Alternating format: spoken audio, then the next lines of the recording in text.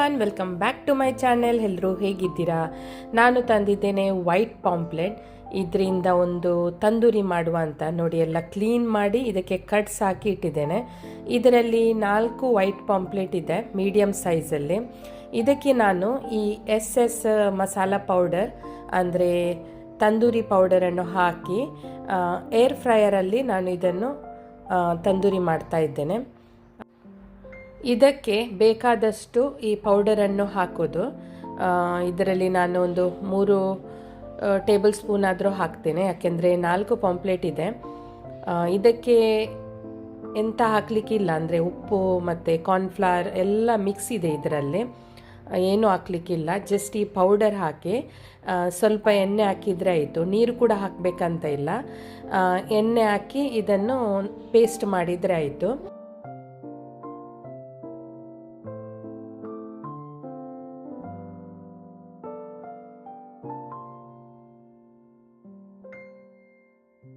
ಈ ತಂದೂರಿ ಮಸಾಲ ಪೌಡರ್ ಮತ್ತು ಎಣ್ಣೆ ಮಾತ್ರ ಹಾಕಲಿಕ್ಕೆ ಈ ಎರಡನ್ನು ಹಾಕಿ ಒಳ್ಳೆ ತಿಕ್ ಪೇಸ್ಟ್ ಮಾಡಿ ಈ ಪಾಂಪ್ಲೆಟಿಗೆ ಅಪ್ಲೈ ಮಾಡಿ ಒಂದು ಗಂಟೆ 2 ಗಂಟೆ ಮ್ಯಾರಿನೇಟ್ ಮಾಡಿ ಇಟ್ಟರೆ ಮತ್ತೆ ಅದನ್ನು ಏರ್ ಫ್ರೈಯರಲ್ಲಿ ತಂದೂರಿ ಮಾಡ್ಬೋದು. ತುಂಬ ಟೇಸ್ಟಿಯಾಗಿ ಬರುತ್ತೆ. ಈ ರೀತಿ ಇವೆಲ್ಲವನ್ನು ನಾನು ಇದಕ್ಕೆ ನೋಡಿ ಎಲ್ಲ ಹಾಕಿ 1 ಗಂಟೆ ಆದರೂ ಮ್ಯಾರಿನೇಟ್ ಮಾಡಿ ಇಡ್ತೇನೆ.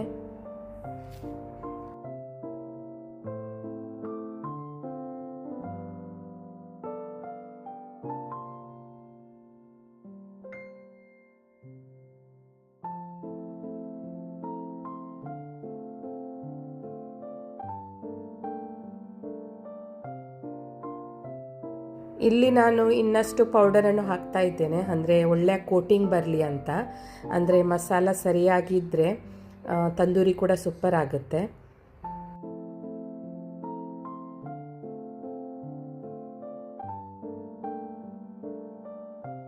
ಒಂದು ಗಂಟೆ ಆಯಿತು, ಇದು ಒಳ್ಳೆ ಮಸಾಲೆ ಎಲ್ಲ ಎಳೆದಿದೆ.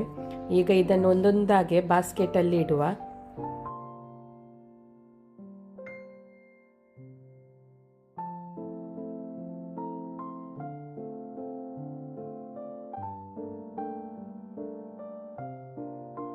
ಇಲ್ಲಿ ಇದನ್ನು ನಾನು 175 ಟೆಂಪರೇಚರಲ್ಲಿ ಇಟ್ಟು 10 ಮಿನಿಟ್ಸ್ ಕುಕ್ ಮಾಡ್ತೇನೆ. ಸೂಪರ್ ಆಗುತ್ತೆ, ಸೂಪರ್ ಆದ ತಂದೂರಿ ರೆಡಿ ಆಗುತ್ತೆ. ಎಷ್ಟು ಸುಲಭ ಅಲ್ವಾ? ನೀವು ಕೂಡ ಇದು ಪಾಂಪ್ಲೆಟ್ ಅಂತ ಅಲ್ಲ, ಕಿಂಗ್ ಫಿಶ್ ಕೂಡ ಈ ರೀತಿ ಮಾಡ್ಬೋದು. ನೋಡಿ ಎಷ್ಟು ಡ್ರೈ ಆಗಿ ತಂದೂರಿ ರೆಡಿಯಾಗಿದೆ.